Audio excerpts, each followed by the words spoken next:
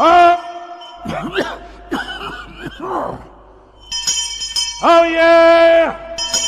Oh yeah! Roll out the barrel!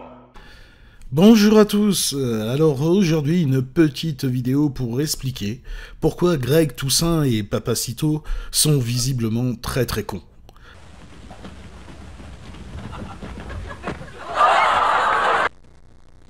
Pour le diagnostic de l'hyperconnerie dont souffrent ces deux pitres qui sont nés avant la honte, je vous invite à voir la vidéo du camarade néo-gauchiste droitard fragile.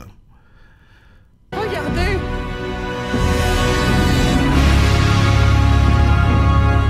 Mon Dieu, un débile a encore frappé. Je continue dans les exemples qui démontrent que le fascisme est de gauche ou ça va aller? Ah, c'est bien connu, quoi. Trop dans le social, trop mou, les fachos, pas assez radical. Mon Dieu, je n'ose imaginer ce qu'il y a encore plus à droite que les fachos. Bref, cette maladie, l'hyperconnerie, est multifactorielle. Elle n'est pas due uniquement au fait que leur musculature imposante limite leur capacité de mouvement et les empêche donc de tourner les pages d'un livre. Cependant, lorsque tu dis Un débit pareil d'ânerie, c'est quasiment surnaturel. À mon avis, les muscles de Greg Toussaint ont tellement gonflé que son cerveau s'est atrophié pour compenser. eh bien, tu n'es pas si loin que ça de la vérité, et en effet, on peut le prouver de manière scientifique.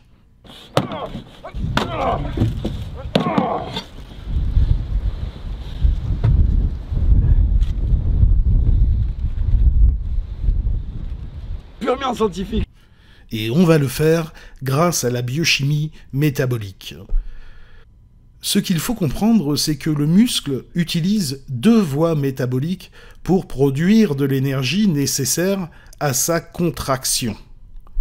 Une voie anaérobie, la glycolyse, qui consomme du glucose et qui n'utilise pas l'oxygène pour produire de l'énergie. Et une voie aérobie, la bêta-oxydation, qui consomme des acides gras et qui, elle, consomme de l'oxygène. Ce qu'il faut comprendre, c'est qu'en fonction du type d'effort, le muscle va utiliser préférentiellement l'une ou l'autre de ces deux voies pour produire l'énergie dont il a besoin pour se contracter. Il va consommer du glucose et utiliser la glycolyse dans le cas d'une contraction intense mais courte et des acides gras et la bêta-oxydation dans le cas d'une contraction faible mais longue. Cela se voit assez facilement, Il suffit de comparer la morphologie d'un sprinter, gros muscles là comme tic et tac, et celle d'un marathonien. C'est aussi ce qui explique la différence entre la viande rouge et la viande blanche. Bref, dans le cas de tic et tac, leurs muscles consomment en majorité du glucose, contraction intense mais brève. Mais il y a d'autres cellules dans le corps humain qui consomment quasiment uniquement que du glucose, les neurones.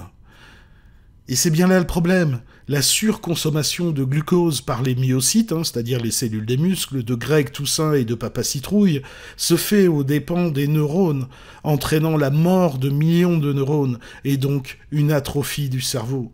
Ceci est malheureusement une pathologie irréversible, les neurones détruits par la carence en glucose ne pouvant être remplacés par d'autres, étant donné que ceux qui restent sont incapables de se multiplier.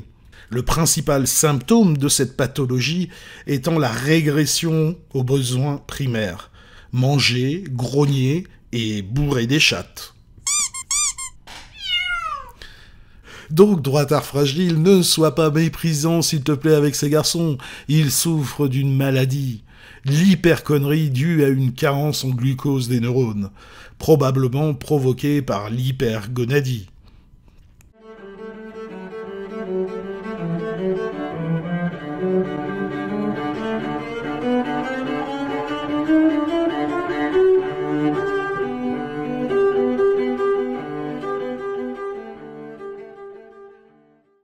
Bon, Sachez que toutes les notions de biochimie métabolique et de physiologie que je viens de vous expliquer sont fondamentalement vraies. Glycolyse, bêta-oxydation, contraction musculaire, etc. Par contre, le diagnostic est un pur troll. Si Greg Toussaint et Papa Citrouille sont bêtes à manger du foin, ce n'est pas parce qu'ils sont musclés. C'est avant tout parce qu'ils n'ont pas ouvert un livre et à cause des algorithmes YouTube, ne seront jamais incités à le faire.